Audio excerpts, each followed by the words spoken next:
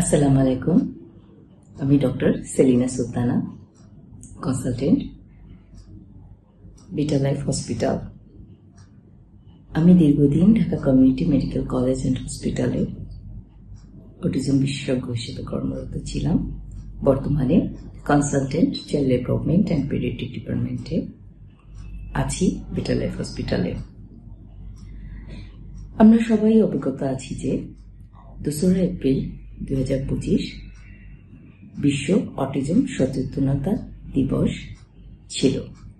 যেহেতু এবার পবিত্র ঈদ উল ফিতরের ছুটি ছিল সে সময়টিতে, তাই সরকারিভাবে 22 এপ্রিল পালন করার সিদ্ধান্ত নেওয়া হয়েছে এবং সেটি অনুষ্ঠিত হবে ওসমানী স্মৃতি মিলনায়তনে 22 এপ্রিল। এবারের প্রতিপাদ্য বিষয় হচ্ছে স্নায়ু বৈচিত্র্যকে বরণ করি, টেকসই সমাজ করি। যথার্থই এই প্রতিপাদ্য আমাদের বিশেষ চাহিদা সম্পন্ন শিশু এবং ব্যক্তিদের জন্য।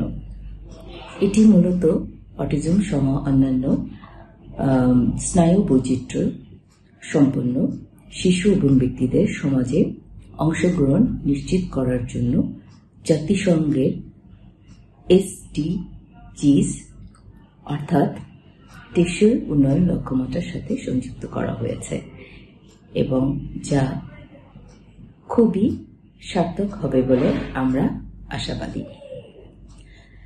যেখানে অ্যাক্সেস যোগ্যতা, সমতা এবং বিভিন্ন উদ্বোধনকে উৎসাহিত করে একটি নীতি গঠন করা হয়েছে এবং অন্তর্ভুক্তিমূলক সবার অংশগ্রহণ এবং সবার স্বাস্থ্যসেবা, তাদের শিক্ষা ব্যবস্থা, মানসম্পন্ন শিক্ষা ব্যবস্থা, যেখানে অন্তর্ভুক্তি থাকবে বিশেষ চাহিদা সম্পন্ন শিশু বা ব্যক্তিদেরও, এবং কর্মক্ষেত্রে সব ধরনের অ্যাক্সেস সুবিধা তাদের জন্য বরাদ্দ থাকবে। বৈষম্য হ্রাস থাকবে সর্বত্রই এবং সর্বোপরি অটিজম বান্ধব একটি শহর বা সমাজের গঠনের সিদ্ধান্ত এখানে নেওয়া হয়েছে। বিশ্ব অটিজম সচেতনতা মাস পুরো এপ্রিল মাস জুড়ে। তো আমরা পুরো এপ্রিল মাস জুড়েই এর সাথে যারা সংযুক্ত আছি সবাই এই মাসটিকে সচেতনতার মাস হিসেবে গ্রহণ করে থাকব। বছরের অন্যান্য দিনগুলো তো থাকবেই। এই মাসটির উপরে গুরুত্ব দেওয়ার কারণই হচ্ছে অটিজম আক্রান্ত বা বৈশিষ্ট্য সম্পন্ন শিশু বা ব্যক্তিদের প্রতি সামাজিক যে দৃষ্টিভঙ্গি আছে তার পরিবর্তন নিয়ে আসা, সাথে সাথে তাদের জন্য উপযুক্ত শিক্ষা ব্যবস্থা, অর্থাৎ যেখানে অবশ্যই অন্তর্ভুক্তমূলক শিক্ষা ব্যবস্থা থাকবে, সেখানেই আমরা আমাদের শিশুদের শিক্ষা ব্যবস্থার প্রতি জোর দিব এবং পরবর্তীতে তাদের উপযুক্ত কর্মসংস্থানের প্রতিও জোর দেওয়ার চেষ্টা করা হবে।